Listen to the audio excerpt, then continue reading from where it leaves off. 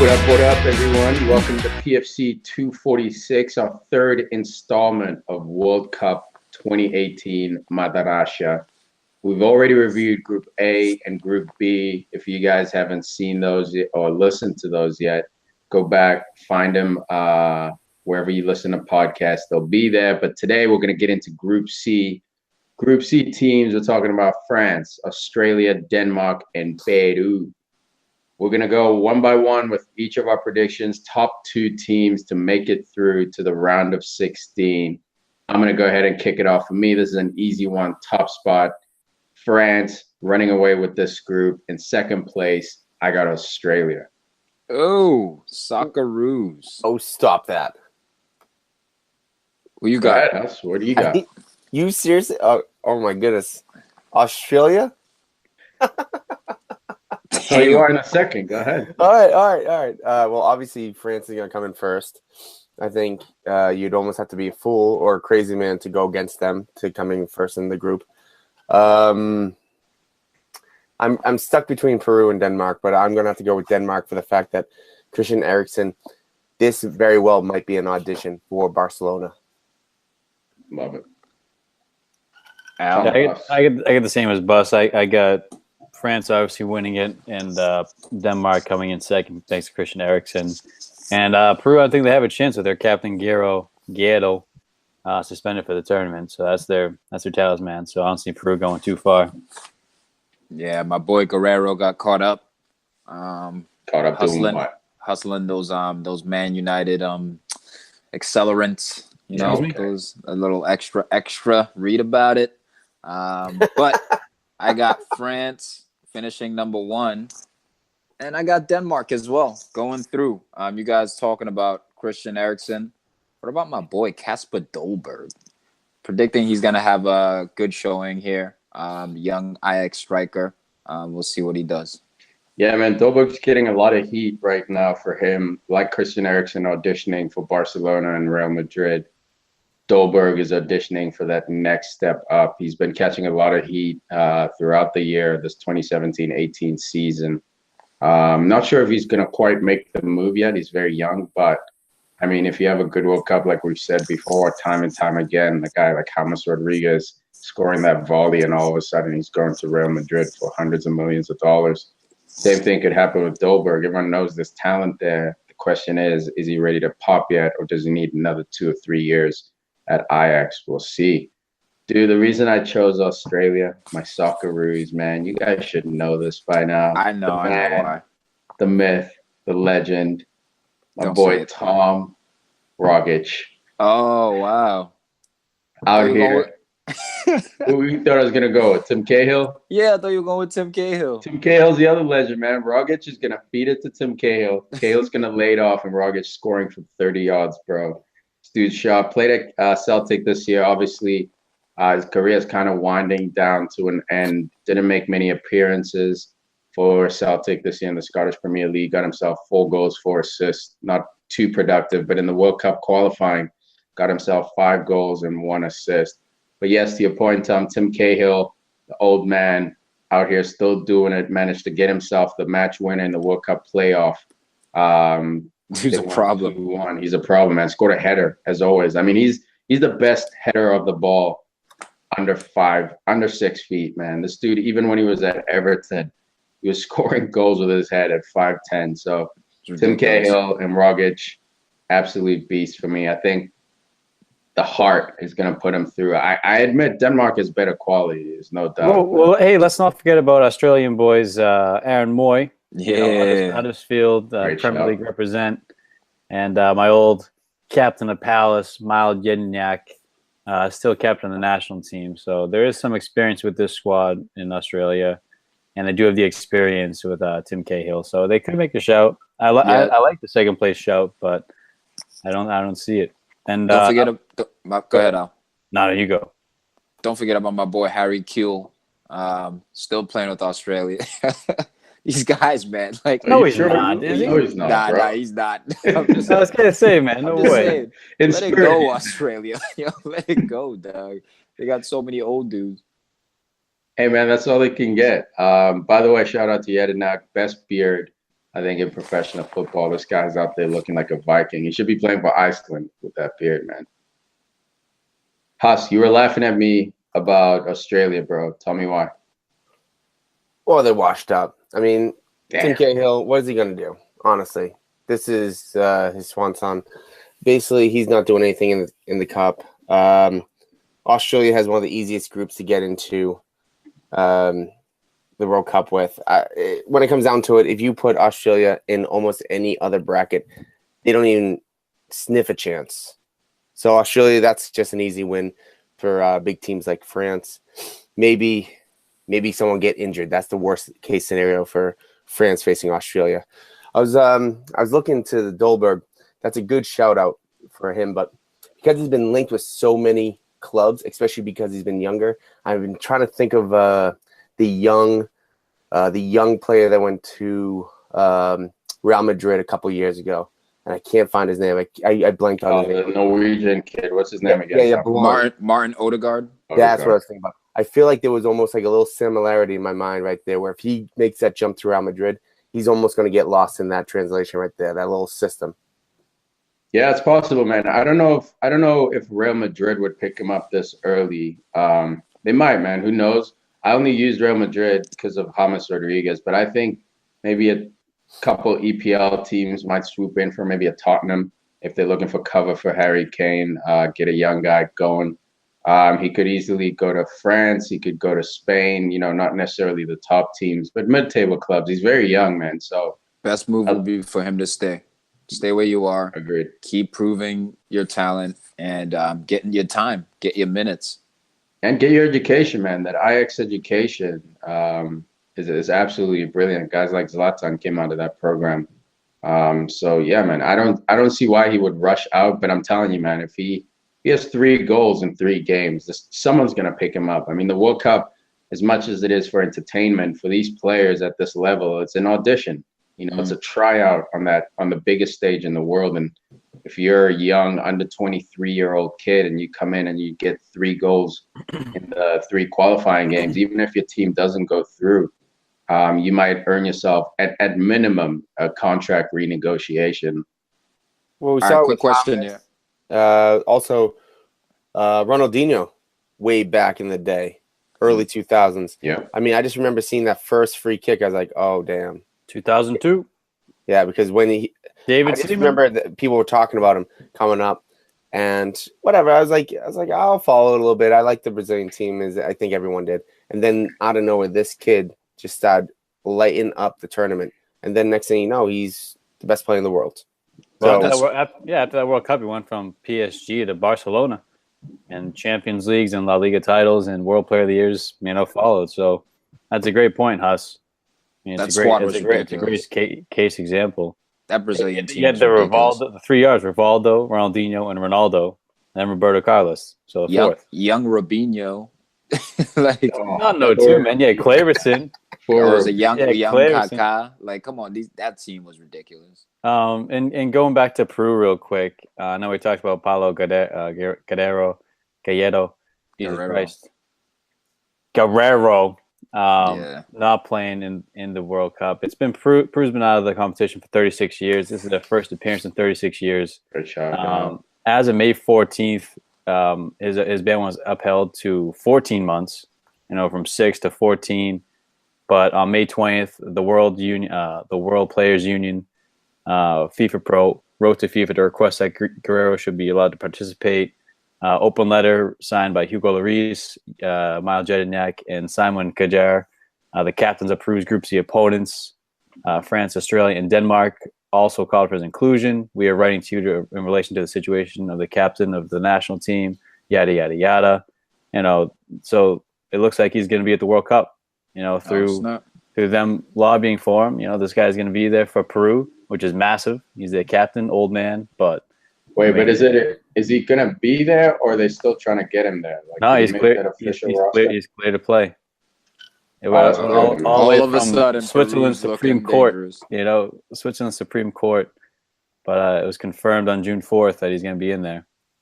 So, yeah, man, that's tough, man, because obviously he's not going to be taking anything during the World Cup. He's learned his lesson, blah, blah, blah. But for those games, he did take stuff. The teams he played against, those opponents missed out, on the World Cup, and he got his team through. So I'm a bit annoyed by that. Obviously, I'm happy for him as a person, as a human being. He gets to live out this dream of playing in the World Cup, first time your country's been there in 36 years. But man, I feel like it's kind of rewarding that bad behavior a little bit. But it is what it is, man. I'm not going to be a hater. They're going to be knocked out of the group stage anyway, so it's all good. Dude, it was just a little bit of cocaine that was found in the system. Just a little bit. Just a Come little on, bit. man. I mean, that cocaine gives you that extra sprint. I mean, it gives you that Gagan press. Hey, this is ancient history, man. This is ancient history. I love that defense. Look, I know Peru matches up against the big South American. Peru. And look, they definitely do have a shot. But again, I'm hoping for Denmark, not just because of Eriksson, but I have a soft spot for Schmeichel in net. Then you also don't know which Christensen will show up from Chelsea. If he has a great tournament, again, that's another platform that he needs to take that step up for Chelsea, because the Chelsea officials are watching his matches, hoping that he can make that next step up to be that starter game in, game out this coming season. This Danish team is very, very talented, but looking at France, I think France may be no Lord Bentner, and injury, deservedly so. But I think this French team may be the most talented team potentially in the World Cup. Do you guys think France lives up to the expectations? As far as expectations, I think at least making it to the semifinals. Dude, they cakewalked their way to the Euro final. It was a cakewalk, and then they choked in the final. But, dude, this team is ridiculously stacked offensively and in the midfield. Raphael Varane's fresh off a Champions League victory. Man, this team could go far. This team has lots of options and lots of potential. And Pogba is going to be Paul Pogba's tournament, man. It has to be. Unfortunately for France, man, it all comes down to that draw. I think them losing against Portugal kind of hurt their confidence a little bit. On paper, this team is brilliant. But it all comes down, you're saying it's going to be Paul Pogba's tournament, Al. I think for me, it all comes down to Pogba, man. In the last friendly they had, the fans were booing him. The French fans booed him off the pitch, essentially. Obviously, he has the support of his players, the support of the coaching staff as well. But this guy has been polarizing. Some of you've heard Man United players rumbling, fans rumbling about him. He's not getting along with Jose Mourinho. He was asked about it this week. Again, he didn't directly say there's beef, but it didn't deny it either. So there's a lot of media storm around this guy. He's an Instagram guy, which annoys a lot of, veterans and a lot of teammates and staff around him. There was a poll taken, 7,000, French fans were asked if Paul Pogba should be even going to the World Cup. 76% said hell no. Wow, dude, that's so damn, stupid. Dude. Okay, this is look, I agree. 7,000%, 7,000 idiots. No, but if you know statistical, referencing, like you can draw conclusions from that. But all I'm saying is he's on the fence, man. He doesn't have the support of the French fans. Like they booed him during the friendly. So like it's a fact. He just doesn't have the support. Now, for him to win that support back, he has to play out of his mind. That means we need to see more slide tackles from Pogba. We need to see him digging deep. We need to see goals from him. We need to see fancy flicks. Okay, if you want to see that from Paul Pogba, this to me will be the move potentially of the World Cup. And it's going to take some balls. But Didier Deschamps, with the injury of Dimitri Payet, France officially, in my opinion, does not have a quality number 10 or attacking midfield who can replace him. The only person I can see who can replace him, who should replace him, is Paul Pogba. I've been saying this for about 3-4 months now. Paul Pogba is an attacking midfielder. But he likes that left side. His best position is attacking midfield, not central midfield. He likes that central left side.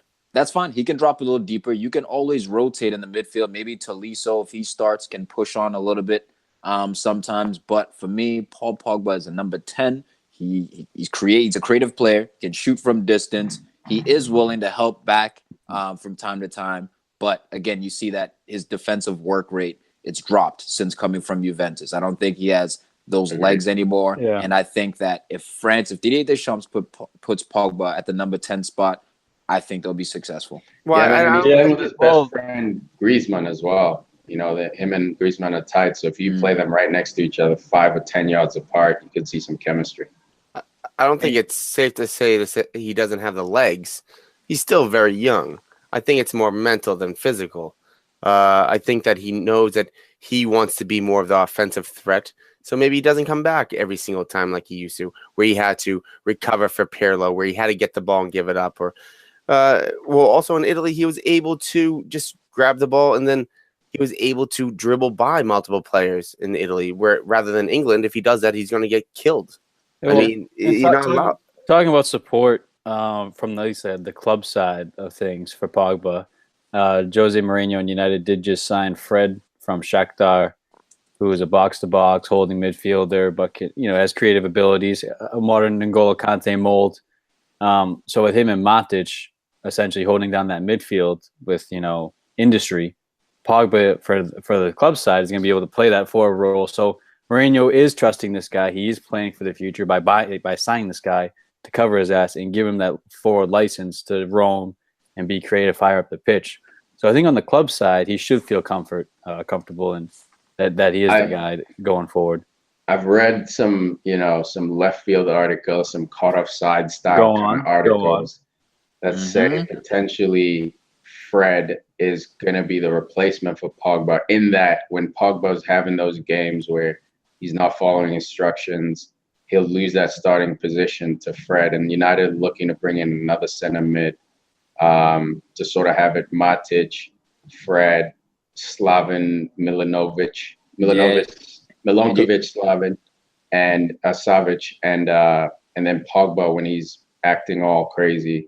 You think Pogba's going to put up with that bullshit? No, he's not. Dude, If that competition. happens, it's not about putting up with it. It's if that happens, he's leaving. That's Jose saying, "Do what I say, or you're out." So that's what I'm saying. The article basically said this might not necessarily be a signing to support Pogba. It might be a signing to send a signal to Pogba. You have one more year to get your shit together or get out. And that's to fair me, enough, I think that'll be a enough. mistake. I think that'll be a mistake on Man United's part.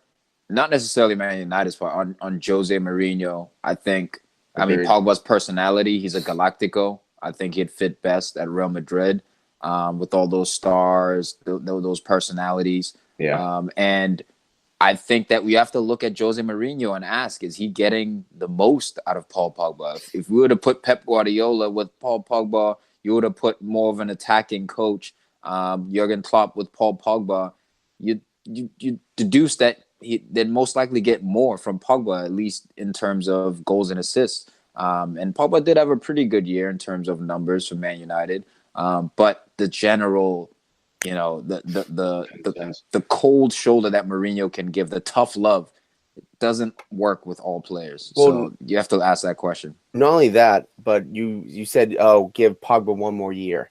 I think it goes the other way around. I think United is almost looking at Jose and giving Jose one more year. Because if they have another year like they did this year, where they came in second, where they didn't win the FA Cup, where they get bounced by Sevilla in Champions League, this was not a good year for United. It was a great year, man. What are you talking about? I mean, This was not a great year for United. It was a decent year considering the past 5 years. That's what no one thinks about. That's not no one thinks about how we finished outside the top 4. Dude, you asked a question. I'm answering it. Don't get all upset. No, because I wasn't done. I wasn't done talking. Okay, then finish. You asked the question though. But the point is, from where United was, and from what the perspective of United fans, because United fans still think that they're the best team or one of the best teams in the world. False. This season, I'm going to stop you there, House, because you're talking about the fans, not the guys who pay us to write his checks. Ed Woodward, all these guys want Jose around because they see the table, they see the progression of the team. The fans aren't unhappy about it, but owners don't give a shit. They see second place, Champions League guaranteed, going forward. That's money in the bank. That's number one priority. Two trophies last year. We're trending in the right direction. Fans aren't happy. Fuck the fans. But you were giving shit to Arsenal all the time because of Wenger. He was getting FA Cups and second, third, fourth place every year. Not second. Yeah. What about that? Yeah. No. The difference is, man, I feel like the non-Man United fans are projecting a lot of their feelings onto guys like me and Al. Obviously, I can't talk for the other billions and billions of fans out there. Settle down. But I can talk for me and Al, man. Like we said before at the end of the wrap-up episode, United's trending in the right direction. This is the highest finish since Ferguson left. Of course, United was always going to struggle when Fergie left. Yeah. None of us. No. It's you can call it moral, but like, how do you improve a team? By not finishing 7. You know what I mean? Like by not finishing 6.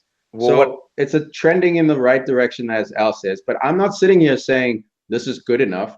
I'm not sitting here saying I enjoyed the brand of football.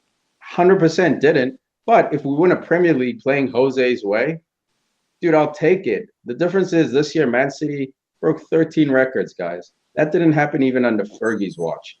You know what I mean? So, like, this is a freak year. And based on, projections next year, they'll probably have a good year, too. I don't know if they're going to be able to break 100 points again. You know what I mean? So, you look at the average points to win a Premier League that United finished with this year, it would have been 4 or 5 points from the top of the league. But regardless, they would have lost the league, fair enough. But it's two FA Cup finals back to back. I think bringing in guys like Fred now signifies that we're serious about getting into that Champions League semi-final/final. So we're starting to put pieces together. The only reason I'll give Huss his argument some credibility is because of Jose's man management. That's now in terms of, you guys are right. You give us the stats, give us the facts of where United finished, the progressions. Oh, okay, you guys didn't win any cups this year. But okay, so you finished second in the league. But my concern is man management. How are you managing Anthony Martial? How are you managing Paul Pogba? All these things do matter. And I think that Bali? Tom, it's always been my concern, and we've had this debate for 5 years. I've always said Pep is 1,000 times better manager than Jose. I'm just saying that the owners are looking at that. No, but the owners back him. That's the difference, is that you're thinking of the United under Fergie's era, David Gill. No, I'm not. You are, because Woodward backs Mourinho, bro. The fans don't back Mourinho. I agree that they back him, but they're also looking at they're concerned, like, okay, will this guy be able to maintain longevity by treating guys like this? I don't think they're looking at Jose longevity. I think right now the goal is to win a Premier League and get us back to winning ways before that reputation is brushed off us like Arsenal was. You know what I mean? Arsenal had that goodwill. So, like, by them giving him money to win now, I don't think they're worried, and I think it's wrong, but I don't think they're worried about guys like Martial right now, because the goal right now is to give Jose his pieces so he wins the Premier League. After that, we'll figure out if we're going to be the same old United where if he wins, then he's allotted plus 2.5 to 3 years. If he doesn't win, then he's got less time. So that's why Huss's argument, I think, is credible. It's 100% credible. I just disagree with a lot of his points, but yes, it's a valid statement. He's not crazy. Huss is not saying crazy stuff. I think he's projecting crazy a lot, trying to, make it seem like you did, like the house is on fire when we just have a little microwave fire. Yeah, okay, that's all I'm saying. Thank you. Finally, there's a microwave fire. That's all I said the whole time. That's all I said the whole time. Microwave, and you're like, switching gears here, man. If France are serious about this World Cup, they need their golden ball winning man of 2016 Euro and a top scorer with 6 goals at the Euro 2016. I'm talking Antoine Griezmann, the man. He had a great second half of the season with Atletico, and I think he's going to be the guy again for them. He needs to be that guy scoring at least 5-6 goals and carrying this team forward. He's choked in the biggest moments. Look, man. Talking about Koscielny? No, I'm talking about Griezmann, the guy who hit the PK crossbar, hit the crossbar in the finals. He could have hit it for Madrid, and then he in the Euro Cup finals as well. If you watch the Euro finals, man, Griezmann's ready, bro. He didn't choke. He scored the goal. You know what I mean? So, like, not the Euro, sorry, the Europa, my bad. Europa. If you watch his most recent meaningful game, we can quote Oh his form has been outrageous lately. It's and besides his form, his off the ball work rate, his movement. Like if he's having a bad game, he finds a way to affect the game. He might not put up stats, he might hit crossbar, blah blah blah, but he will find a way to release Nabil Fekir. He'll find a way to release Ousmane Dembele. Find a way to release Pogba because this dude doesn't get, he doesn't get harsh on himself when he's not playing well. A guy like Pogba, if he's not playing well, shoulder slump, body starts language, yelling at the ref, stops running. So Griezmann, for me, I think this is going to be a breakout World Cup, if you can even call it that for a guy like Griezmann. He's already one of the top strikers in the world. So you and Elle agree that Griezmann is France's X factor? He has. Look, I think he's France's biggest weapon. I think the X factor is Pogba. Pogba doesn't show up. Griezmann's not carrying this team on his own. Pogba needs to fucking be there. Huss, who do you think is France's X factor? I think Griezmann does what he does. He's not going to go too high. He's just going to be average for what he does. So he's obviously going to be above average. For me, I think I'm split between Mbappe and Dembele. I really think Dembele is going to have the breakout because Mbappe really showed up for PSG. Dembele did not show up for Barcelona. So I think Dembele, he's going to use this as a rebound to let the world know that I'm still here. I'm not going to Liverpool. I'm going to stay at Barcelona. And guess what, Griezmann? You stay at Atletico because you're not taking my position. Y'all are wildin'. I can't believe you guys have not mentioned this guy. Ben's E-class. I mean, come on. Benzema, first time back on the French national team for a while in a major international tournament. Obviously, him and Ribéry had that scandal a while back. No, Tom. Are you sure, bro? Yeah. I don't think he's there, man. No? What? No, bro. Oh, shit. It's Giroud, Griezmann, Mbappe, Thomas Lemar. Yeah, Benzema's not going. He's still frozen. Yeah, man. It says he was in. I think he was in. How you guys are talking about Mercedes? Yo, Benzema's real underground right now. So underground, he's not even on the roster. How? You still got beef, man. You still got beef. I'm salty. Remember that fallout from 2010, bro. That sent like shockwaves. You know what I mean? And him and who was the other guy? What's his name? Patrice, your boy. No, not just Patrice. The guy he actually had beef with, not Mertens. He reminds me of Mertens. What's his name? The little French guy. What position, man? Giroud? Forward, attacking. No, he's a little dude. Balbuena? Yeah, him and Balbuena had beef. You know what I mean? Like direct beef. They both got suspended from the national team because of their beef as well. Someone smashed someone's girl. Yeah, man. There's some personal beef that went on there. And then you couple like Patrice Evra leading, the mutiny, the French mutiny. So, yeah, man, he definitely should be there. But based on the talent, man, they won't miss him that much, bro. France isn't winning the World Cup. Should have taken Benz. The midfield access of Matuidi, Kante, and Pogba needs to light it up. And that gives Pogba that freedom to go forward if they play with the three in the midfield.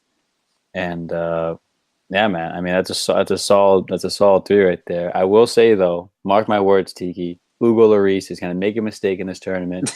Going to cost France points or qualification to the next round. And if he doesn't, I don't want to hear your bullshit ever again about this guy. Fair enough? He doesn't. No, he can't. If he doesn't. No, but if he doesn't. You know what I mean? Like, you guys failed to give this dude credit when he pulls out saves. I give him credit, man. He's a great shot stopper. He's agile. He's agile. He got that Fugazi moment in him. Dude, he's just not 6'7". What's that? He's just not 6'7". That's the thing. He's a good goalkeeper. He's very good for what he still makes mistakes. He is very good. He's obviously top. I think he's top 10 in the world for me. He's obviously not top 5. But talking about two things real quick that we touched on at the very beginning with the French public. Mbappe talked about it real quick, paraphrasing about Pogba, basically saying these are our fans. We just play with our headphones on. Basically, there's nothing you can do. So they don't even listen to the fans on that. And then we talked about France having the most talented squad. No, it's Germany. Germany still has the most talented squad in my mind. Look at what they did at the Euros with their B squad. I mean, B squad. You mean Confederations Cup? Oh yeah, that's what I meant to say. Yeah, Confederations Cup. So when it comes down to it, I still think Germany has the team to beat. But France, not now. I think 4 years from now, will have the. Look, I think it's a debate. Obviously, you can say Germany because they do have, the medals to prove it. But I think Tom, I think said it, or maybe Al, saying France is the most talented squad, like on paper. I think that's a valid argument. You can say definitely not the most talented in reality. When it comes to winning trophies, losing to CR7 less Portugal. But dude, some of these names, man, Pound there for are very few pound. names worth under 75 million, and the same for Germany and the same for Spain. So I think France, I get what you're saying, Huss. In reality, Germany is that team. You look at Brazil, those motherfuckers got slapped 7-2 the last World Cup. Okay. Yet they're the favorites. Put it this way. Because you look on paper and you just see the talent is there as well. You have a squad. You have Sane and Dembele to choose from. Who are you taking? Healthy Dembele. Okay. I mean, Healthy I'm taking Dembele. just off form what I've seen this year. I'm taking Leroy Sané. And he'd even make the German team. Yeah, which For sure. which to me is a travesty. But for you, Huss, would you take Brandt or Sane? Sane. But Lowe took Brandt. Yeah, no. The guy closest to this team, the guy who's won a World Cup, Travesty. Sané's not ready.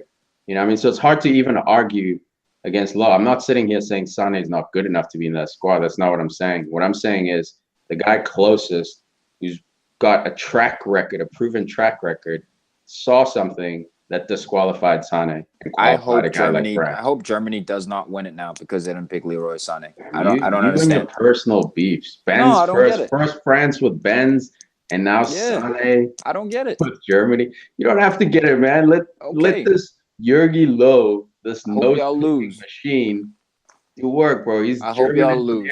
He's installed Audi hearts. He's got BMW brains, and he's got Mercedes-Benz legs in there, dude. Out there doing it, man. Germany. Sometimes you need a Ferrari to get that speed in there too. Oh, really? Okay. Where's the Ferraris this summer, bro? Ferraris are sitting. Sané's a Ferrari, man. He's a Lambo. Italian Ferraris are just bumming it with their bum league.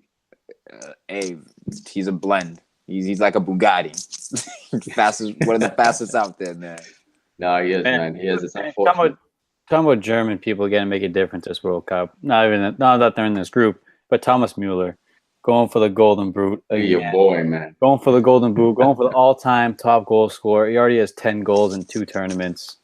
This kid needs, 5 more to tie it? Miroslav Klose, 15. You know why I don't think he'll get it out? So I was looking at the German coaching staff. Guess who's on the coaching staff? Who? Klose. I think Klose is going to give him a little shot the night before, and just all of a sudden Müller's going to be puking. Original Ronaldo style, little fucking stomach virus the day before the game. Put something in the food. Yeah, man. But Müller obviously is a beast. We'll get into that group soon. Anything else before we wrap up this Group C, guys? Peru. Is that a bald spot over there? This episode of the Podcast FC Show is brought to you by Hims, a new wellness brand for men. We've all seen the Wayne Rooney post-hair transplant picture and many others like it, and we can all agree, not that pretty. Hims looks to avoid this awkward situation by helping to curb your hair loss problems proactively and discreetly. Why wait until you're a cue ball before you decide to make a change in the way you look? Get that hairline from your teenage years back. Hims will help you regain your confidence with the ladies or men without having to undergo any drastic surgical procedures or dodgy medicines as seen on TV at 3:30 in the morning. The problem is, 66% of men lose their hair by age 35. But when you start to notice it, it's too late. Solution: go to 4hims.com, a one-stop shop for hair loss, skincare, sexual wellness for men. Thanks to science, baldness can be optional. Hims connects you with real doctors and medical-grade solutions to treat hair loss. Well-known equivalents to name-brand prescriptions to help keep your hair. No waiting room, no awkward doctor visits, and save hours by going to 4hims.com. It's so easy. Answer a few quick questions, doctor will review and prescribe you, and products are shipped directly to your door. No waiting in line, no wait rooms, none of that stuff. Very simple. So, if you order now, our listeners get a trial month of Hims for just $5 today, right now, while supplies last. See website for full details. This would cost hundreds if you went to the doctor or a pharmacy. So go to 4hims.com/FCsoccer, that's FORHIMS.com/FCsoccer, 4hims.com/FCsoccer. Check it out. Yo, real quick before we wrap up, let's just give a summary because I think we ran on a bit with this one. I got France, Australia going through. Tell me who you got. I have France and Denmark in that order. All three of us have France and Denmark. That is true. France and Denmark, baby. Let's go, Mr. Eriksson. Shakiri. You wild. You wild with the Socceroos, bro. Rogic, not gonna let me down. Oh my goodness, he's gonna get roasted, dude. Stupid have a tournament. Put some money on this. Up with fantasy too. Nah, I can't put money on this. I'm going out on a limb here. You guys are going safe with fucking Christian, Mr. Real Madrid Eriksson over there. The natural Luka Modric replacement. But all right, guys, thank you for listening. Anything else before we go, guys? Definitely check out fantasy. Oh, yes, that's right. So fantasy, guys, I don't think we'll be able to set it up. We've been looking on the FIFA website. You can obviously join World Cup Fantasy, but I don't think we can set up a private league. But what we did do is set up a prediction league, and we'll send out a link in these show notes, or go to our Facebook page. We'll pin it to the top. Click that link, create an account, and then join our league, our predictions league, World Cup predictions. It's basically going match by match who you think is going to win. Not quite as exciting as fantasy, but it's better than nothing. So we will have a private league. Look out for that. And winner will get, themselves a beautiful, nice, soft, super soft Socrates, podcast, Arsenal FC jersey. Podcast FC. No, not Socrates. That dude's a Socrates. If you get a Podcast FC jersey, a t-shirt. All right. Way to interrupt me when I'm trying to tell the prize guys. Yeah. He's trying to plug over here. Yeah. All right, you guys got jokes, huh? Yeah, we're the jokes now. They weren't jokes. I was serious. They are super soft. I love those shirts. Hell, they are nice shirts. I was the one that brought them to you guys. I'm the one that say, let's get these. Yeah, man. Awesome. There will be no nipple chafing. So if that's an issue for you, these tees are real soft. Don't have to worry about your nips. That's an issue for you, man. You should be doing some push-ups, flattening those pectorials out a little bit. Don't have them protruding. Hey, some people are more sensitive than others. Vaseline, man. A little nipple play. That's right, House. Can we close out on nipple play? Yeah, we're crashing hard here. Thank you for listening, guys. We'll catch you through tomorrow coming at you live. Peace. Take up those nips.